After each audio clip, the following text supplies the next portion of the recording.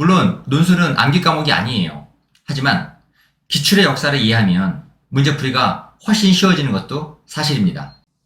최강논술 이모유 프로입니다. 원래 논술의 기본은 이항 대립입니다.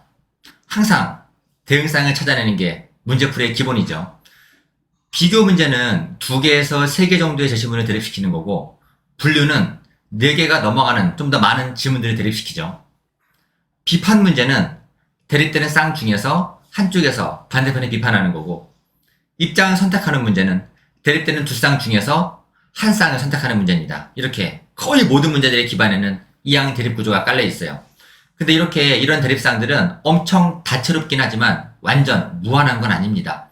실제로 역대 기출 쌍들을 보면은 대부분 나온 것들이 돌고 생각보다 쉬운 것들도 많이 있어요.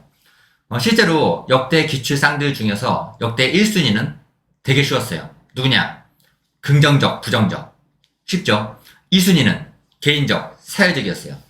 얘네가 좀 쉬운 애들인 겁니다. 그리고 사문이나 상륜 선택자들한테 조금 더 유리한 질문들도 있었어요. 예를 들어서 기능론, 갈등론, 실증적, 해석적, 결과론, 의무론. 얘네는 조금 난이도가 있죠. 이거를 더 올려볼 수도 있어요. 좀 센 애들 이런 것도 있었어요. 효율성, 형평성, 윤리적, 경제적, 결정론, 도구주의, 근원주의, 상황주의. 물론 이런 짝들을 다 모른다 하더라도 독해력이 탁월하면 그냥 현장에서 지문 보면서 척척 풀어내는 게 가능할 겁니다. 근데 만약에 이런 짝들을 알고 있다면 훨씬 편하게 풀 수 있는 것도 분명한 사실인 겁니다. 제가 예를 들어 하나 사례를 보여드릴게요. 작년에 22학년도 성대 수시논술에서 1교시 기출문제 대립상이 누구였냐? 자유주의와 공동체주의였어요.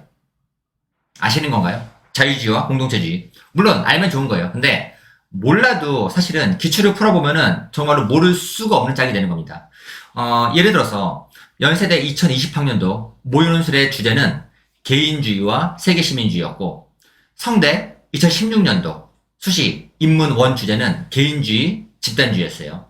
경희대 2018년도 모의 사회 온라인 문제는 자유주의와 공동체주의였어요. 즉 성대가 냈던 문제는 연대, 성대, 경희대 혹은 수많은 학교들이 냈던 문제들이 다 돌고 돈다는 겁니다. 그래서 제가 이 대응상들을 한 번에 정리해서 표를 만들어서 이 동영상의 밑에 보면은 더보기 있죠. 눌러보시면은 제가 설명을 붙여놨어요. 보시면은 구글 드라이브를 통해서 다운받을 수 있게 파일을 올려놨으니까는 꼭 확인해 보셨으면 좋겠습니다. 그리고 보시다가 잘 모르는 단어가 나올 수도 있어요. 예를 들어서 해석적, 실증적, 꽤 잘 나오는 짝인데 이거 사실 사문하지 않으면은 모를 수 있는 짝이기도 하거든요. 그러면 이런 것들은 꼭 사전에 검색해 보시고 알고 계시면 훨씬 좋을 겁니다.